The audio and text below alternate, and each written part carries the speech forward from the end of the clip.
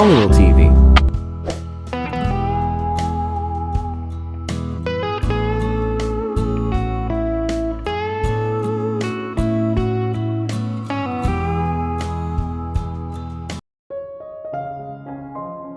Sa kabilang banda, si Isabela. It has been a week now, without her, and I am trying. I am trying my best to let go of the past and start fresh, but I just can't. I feel so lonely. Lagi akong nasa kwarto ko, nakaupo sa isang sulok o sa harap ng bintana nakatingin sa labas, hawak ang sulat. Yung sulat. Ang kanyang huling sulat na isinulat niya sa akin bago siya namatay. Pagpunta ko sa araw na iyon, sa apartment ang lahat ay magulo. Matapos itago ang lahat sa tamang lugar, noong nasa kwarto ko, ang kwartong tinutuluyan ko, nakita ko ang sulat na ito sa aking drawer. Kumbaga, alam niyang darating ako at bubuksan ko, kaya doon niya itinago. Wala akong lakas ng loob na basahin ang sulat doon, kaya iniuwi ko ito at nang mag-isa na ako sa kwarto ko, binuksan ko at binasa. My sweetheart, hinding-hindi ko makakalimutan ang araw na una kitang natagpuan, sobrang saya ko. Isang ngiti mo lang ako ang naging pinakamasayang tao sa mundo.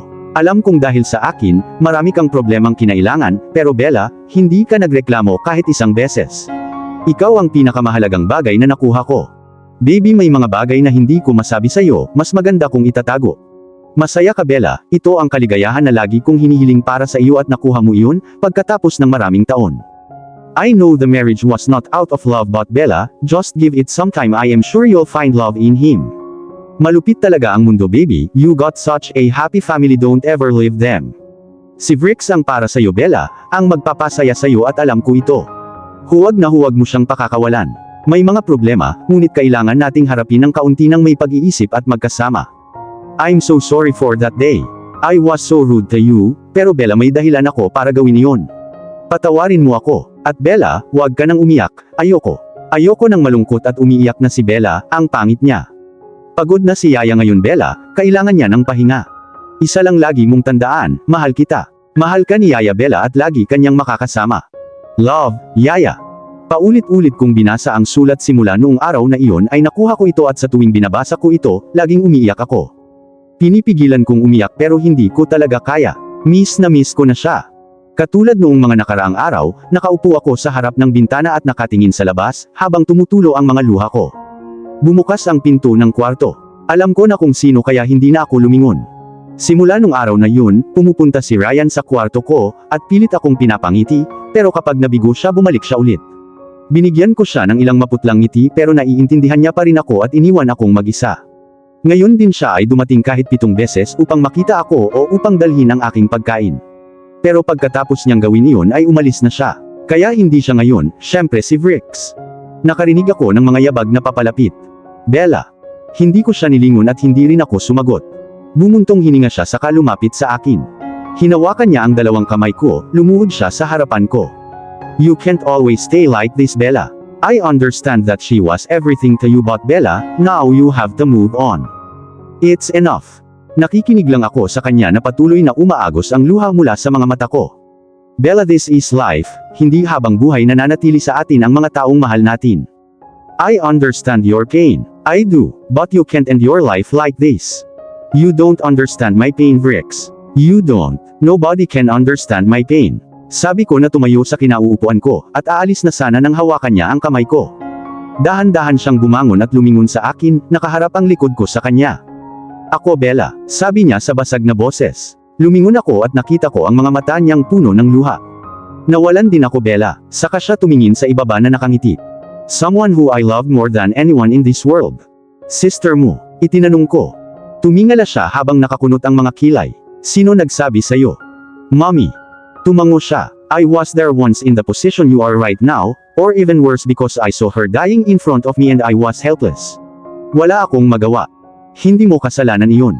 It was. Kung hindi lang sana ako lasing nung gabing yun, sana buhay pa siya and I'll always hate myself for that. Vrix. Bella, I've been through this pain before, that's why I am asking you to move on. Don't make yourself like me. Don't.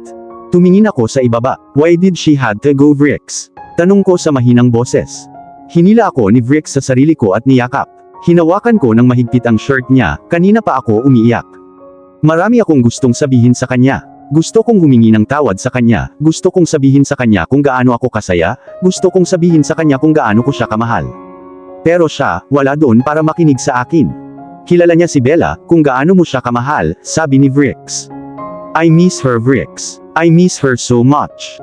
Humiwalay si Vrix sa pagkakayakap at hinawakan ang mukha ko, tumingin ako sa ibaba. Pinunasan niya ang luha ko. Hey, look at me, nang hindi ko ginawa, sinabi niya ulit. Bella, look at me. Sa wakas ay tumingala ako para lang salubungin ang kulay dagat niyang mga mata. Stop crying please. I can't comfort you, Bella, because I know how hard I try. Nothing can make you feel better now. You have to try to move on. Yaya, take the pills on her own will. Sa wakas ay nasabi ko na. Naguguluhang tumingin sa akin si Vrix. Ipinakita ko sa kanya ang sulat. Binasa niya ang buong sulat sa kamay na isip. Tapos tumingin siya sa akin. May nahanap ka pa ba? Umiling ako. Ito ay dapat na siya, ungol niya habang nakatingin sa papel. Ano, sino? Itinanong ko. Tumingin siya sa akin. I can't say properly but I think it has something to do with Seth. Seth, pero nanay niya. Alam ko pero siya lang sa bahay ang tumuloy sa kanya at bakit bigla siyang magdedesisyon ng ganito kung ayos na ang lahat. So ano ang gagawin natin dito? Huminga ng malalim si Vrix at ibinalik sa akin ang sulat. Don't worry, I'll look into it. Tumango ako habang iniisip pa rin kung bakit may kinalaman si Seth sa lahat ng ito. Hinawakan ni Vrix ang mga kamay ko. Trust me, Bella. Nakatitig lang ako sa mga mata niya. May tiwala naman ako sa kanya. I think I trust him more than I even trust myself. Alam kong hinding-hindi niya ako pababayaan. Habang nakatitig sa isa't isa ay hindi ko namalayan na nagsara na ang pagitan namin.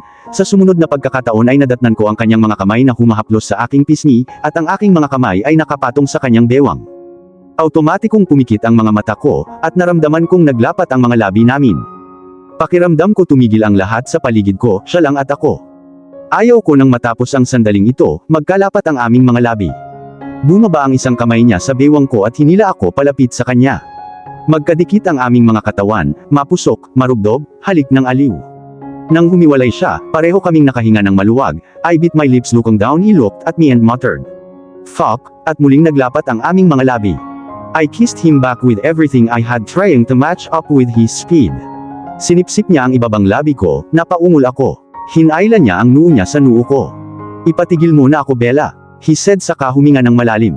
Ako, wala akong masabi. Gusto ko ito. Ayokong tumigil siya. Huwag mong gawing mahirap ito. Nanatili akong tahimik. Bumuntong hininga siya at binuhat ako sa kanyang mga bisig na naka-bridal style, ipinulupot ko ang aking mga braso sa kanyang leeg, tinitigan ang kanyang magagandang kulay dagat na mga mata, inilagay ako sa kama na kanyang pinasadahan sa akin. Bumaba ang labi niya sa leeg ko, sinipsip niya ng gusto ang leeg ko dahilan para mapaungol ako sa sarap. Tinanggal niya ang strap ng pangitaas ko, nilagyan niya ako ng mga basang halik sa balikat. Ang kanyang mga haplos ay lumilikha ng isang nasusunog na sensasyon sa aking katawan, ramdam ko ang mga butterfly sa aking tiyan. Lumapit siya sa akin at hinalikan ang labi ko. Sabihin mo sa akin ngayon kung gusto mo akong tumigil o hindi ko na kayang pigilan ang sarili ko. Dahan-dahan akong umiling. Muli niyang pinagdikit ang aming mga labi. Pinulupot niya ang isang kamay niya sa bewang ko, I ran my hands through his hair, kissing him back. Humiwalay sa halik, pinaupo niya ako. Hinubad ang pangitaas ko ay itinapon niya ito sa kung saan, at pinasadahan niya ng tingin ang katawan ko sa kabumaba sa dibdib ko. His hands then went to the back, unclasped my bra. He started massage my left breast with his hands supposed on my neck. Umupo siya sa kama at sinimulang tanggalin ang butones ng shirt niya, hindi umaalis sa akin ang mga mata niya. Napaiwas ako ng tingin sa kahihiyan. Tingnan mo ako, sabi niya sa sobrang seductive na tono. Ginawa ko. Inihagis niya ang kanyang shirt, at nagkaroon ako ng pagkakataong tingnan ang kanyang katawan. Hindi naman sa hindi ko pa siya nakikitang naka-shirt pero sa sandaling ito ay mas sexy na siya kaysa dati. Kinagat ko ang labi ko habang hinahangaan ang katawan niya. Beautiful, sinabi niya. Inihiga ako pabalik sa kama at sinipsip ang tiyan ko na nanginginig. Pilit kong pinipigilan ang mga halinghing ko sa pamamagitan ng pagkagat sa labi ko. Napansin iyon ni Vrix at napatigil siya, tumingin siya sa akin at sinabing, I want to hear them. I want to hear you. Umuungol sa pangalan ko. Dinilaan ko ang aking mga labi, habang siya ay bumalik sa paghalik sa aking tiyan. Unti-unting naglakbay ang kanyang mga labi pataas patungo sa aking dibdib. Si Vrix ay husay na gumalaw sa aking dibdib habang ako naman ay paminsan-minsang dinilaan ang aking mga labi habang nakapikit ang aking mga mata. At ang aking mga kamay ay mahigpit na nakakapit sa bedsheet na pilit tinatanggap ang bagong pakiramdam na ito. Vrix. Napaungol ako sa pangalan niya sa sarap. Ang kanyang mga kamay pagkatapos ay naglakbay pababa sa aking mga pijama, hinila niya ito pababa. Matapos tanggalin ang aking panty ay bumalik ang kanyang bibig sa paggalaw sa aking dibdib. I felt his hand on my inner thigh making its way up, my eyes flew open instantly I closed my legs.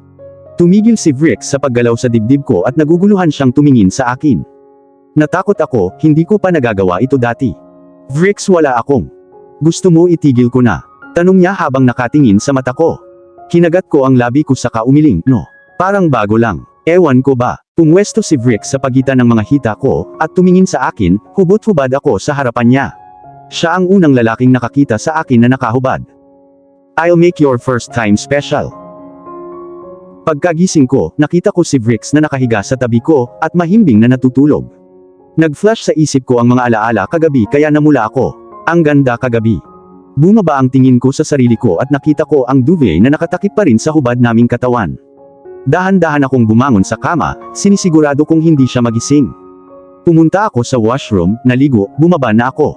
Maaga pa naman kaya si Maria lang ang nadatnan ko sa kusina. Tulog pa siguro ang baby ko. Good morning, nakangiting sabi ko. Lumingon si Maria at tumingin sa akin na may pagtataka. Sa wakas bumaba ka na. Salamat sa Diyos.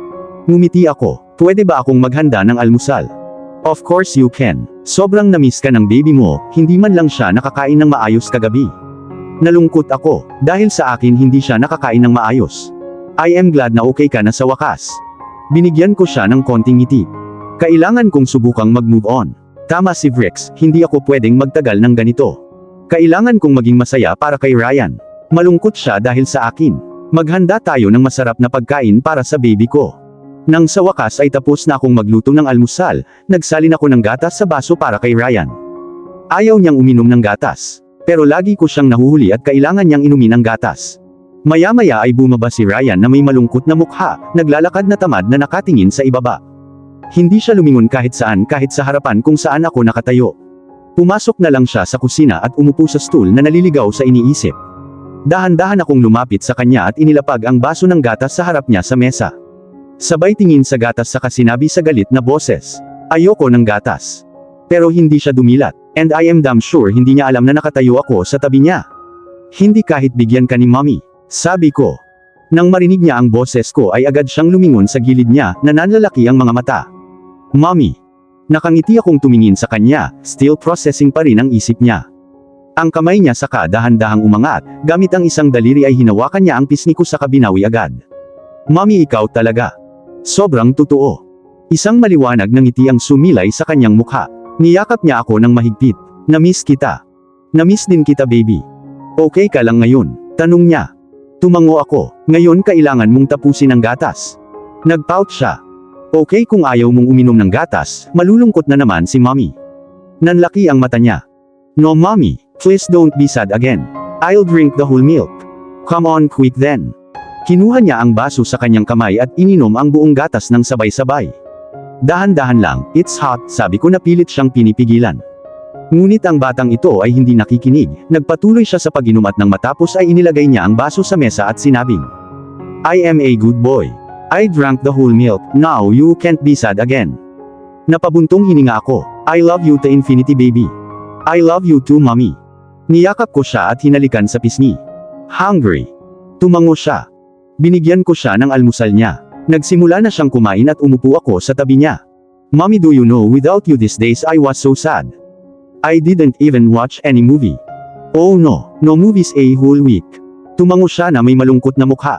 No problem, now mommy is back, we'll watch so many movies. Humagikgik siya. Tapos may nakita siya at naging seryoso. Mommy, what is that?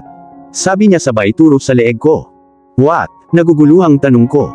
Tinampal niya ng isang kamay ang noo niya at inilapit ako sa salamin. Napatingin ako sa leeg ko mula sa salamin. Oh fuck. Vrix fucking Adams. Binigyan niya ako ng hiki. Ano ang sasabihin ko sa maliit na ito ngayon? This. Yeah mommy, this. What is it? Tanong niya habang nakatingin sa leeg ko. This is what the hell is this? Yeah, it's an insect bite, sabi ko sabay ngiti. Insect bite. Tumango ako sabay ngiti. Hinila niya ang kamay ko at hinila ako pababa sa level niya at tinignan ng maigi ang hiki ko. Which insect did this? Some unknown species. It must be so cruel. Aniya na tinitigan ng mabuti ang lugar. Tumango lang ako. It was. Bumalik si Ryan sa upuan niya. Maya-maya ay bumaba si Vrix na naka-t-shirt at sweatpant. Naguguluhang tumingin ako sa kanya. Wala siyang trabaho ngayon. Umupo siya sa tabi ni Ryan. Tumingin siya sa akin ng nakasmirk, namula naman ako. Nawala sa malalim na pag-iisip si Ryan nang makita niya si Vrix na sinundot niya ang braso niya. Tumingin sa kanya si Vrix. What? Sabi ni Ryan. I have a complaint. Nagsalubong ang kilay ni Vrix. Okay, what complaint? You are not taking care of my mommy properly. Tumingin sa akin si Vrix, nagkibit balikat ako. Bumalik ang tingin niya kay Ryan na may nagtatanong na tingin. And why do you think so? You know some insect bite mommy on the neck. Nanlaki ang mata ko. Tumahimik ka na, Ryan Adams. Nagpanik na si Maria na nakatayo sa tabi ko. Oh my, Bella, anong insekto yan? Nakakalason ba ang insekto? Kailangan na nating pumunta sa doktor. Ipakita mo muna sa akin. Tapos sumilip siya sa leeg ko, sinubukan kong itago pero nabigo ako. Hinila niya yung braso ko at hinila ako palapit, tapos tinignan niya ng maayos yung spot. Ito ay isang insect bite. Naguguluhang tanong niya. Bumaba ang tingin ko habang nakagat ang labi ko. Ryan, this is an insect bite. Insect bite, pero sa tingin ko hindi poisonous yung insect kaya sobrang safe ng mommy mo. Nakangiti siyang tumingin kay Vrix. Naningkit ang mga mata ni Vrix, tiningnan niyang mabuti ang lugar sa kanapagtanto kung ano yun. Nag-clear throat siya. Dad, you need to see through this matter. Yeah, I will, sabi ni Vrix sa kasabay inom ng buong juice. Nasa rooftop ako, nakaupo sa couch na nalilito sa malalim na pag-iisip. Nag-aaral si Ryan dahil nandito ang tutor niya. After last night wala na akong chance na makausap si Vrix. Sa lahat ng oras kasama ko si Ryan o magkasama kaming lahat. Mahalaga sa akin, kagabi kung ano ang nangyari. It was my first time and of course it does matter to me. Hindi ko alam kung bakit pero hindi ko maiwasang isipin ang isang bagay, may pag-asa bang mahalin niya ako? I mean the sex, was it out of love or pinaglalaroan lang niya ako? I love him, I do, and I am not confused of my feelings now, but what about him? Bella, may narinig akong boses mula sa likod, napatingin ako sa likod ay si Vrix pala. Lumapit siya sa akin at tumabi sa akin, tumayo ako sa couch at tinignan siya, sabi niya. I am not an insect. Hindi ko naman sinabing insect ka, naguguluhang sabi ko. Oo, ginawa mo. No. Yes, Bella, you did. Sinabi mo kay Ryan na may kumagat na insect doon. Sabi niya sabay turo sa hiki sa leeg ko. Then ano ang dapat kong sabihin? Wala na akong ibang maisip. Sa tingin mo isa akong insect kung ganoon. Sabi niya papalapit sa akin, napaatras ako ng isang hakbang, pinapanatili ang distansya sa pagitan namin. What is wrong with you, Vrix? What is wrong with me? Sinabi mo sana sa kanya ang totoo. Gusto mong sabihin ko sa kanya ang totoo na nagsisex tayo. Nagkibit balikat siya at sinabing, you could have told him that it was Dad's way of making love to mommy. Making love, gulat na tanong ko. Nakatitig siya sa mga mata ko, na parabang binabasa niya ang tumatakbo sa isip ko. Tumingin ako sa ibaba, hinawakan ni Vrix ang kamay ko at hinarap ako sa kanya. Tumingin ka sa akin, Bella. Tumingala ako. What is it? Tanong niya. Napailing na lang ako, trying my best to not show him my feelings. Alam ko kung ano ang nangyayari sa ulo mo. Hindi kita pinaglalaroan kagabi. Seryoso ako. Napatitig ako sa mata niya. May nakita ako sa mata niya. Hindi ko alam kung ano yun pero masasabi kong hindi siya nagsisinungaling sa akin. There is something, hindi ko alam kung love o hindi pero may nararamdaman ako para sa iyo at hindi lang lust ang tiwala mo sa akin. Masaya ako kapag kasama kita, gusto kitang makasama, gusto kong kunin, pag-aalaga sa iyo. Gusto kong ako ang magpapangiti sa'yo, gusto kong ako lang ang magpapangiti sa'yo, gusto kong ako lang ang magmamahal sa'yo, gusto kong mabuhay ang bawat sandali ng aking buhay kasama ka. Bella, I have never in my life fallen in love, I don't know how it feels like pero para sa'yo may nararamdaman ako, iba talaga and if this feeling is love then yes Bella Adams I am so in love with you. Bella, I have never in my life fallen in love, I don't know how it feels like pero para sa'yo may nararamdaman ako, iba talaga and if this feeling is love then yes Bella Adams I am so in love with you. Nakatitig lang ako sa kanya, hindi ko alam ang sasabihin ko. I wanted to say so many things. Gusto kong sabihin na mahal din kita Vrix Adams, pero sa mga sandaling iyon natigilan lang ako.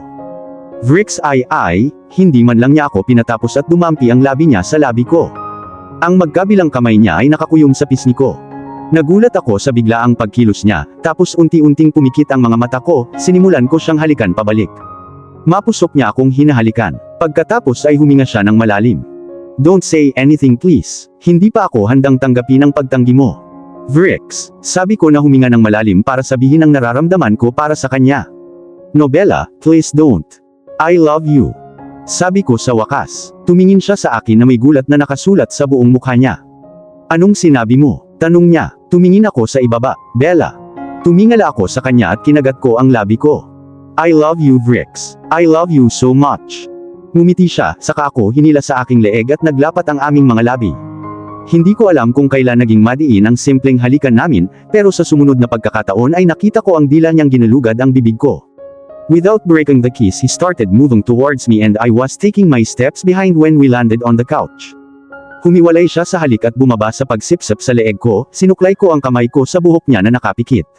Ang kanyang isang kamay ay dumausda sa loob ng aking pangitaas, paakyat ito sa aking dibdib ay binigyan niya sila ng isang pisil.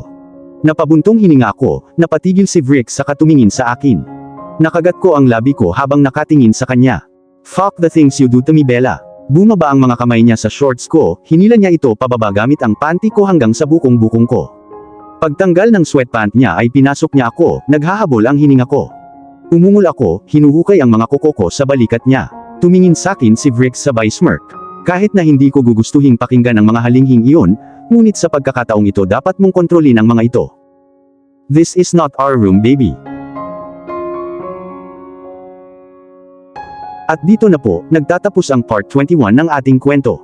Sabay-sabay po nating abangan ang susunod na kabanata. Maraming salamat po. God bless and stay safe.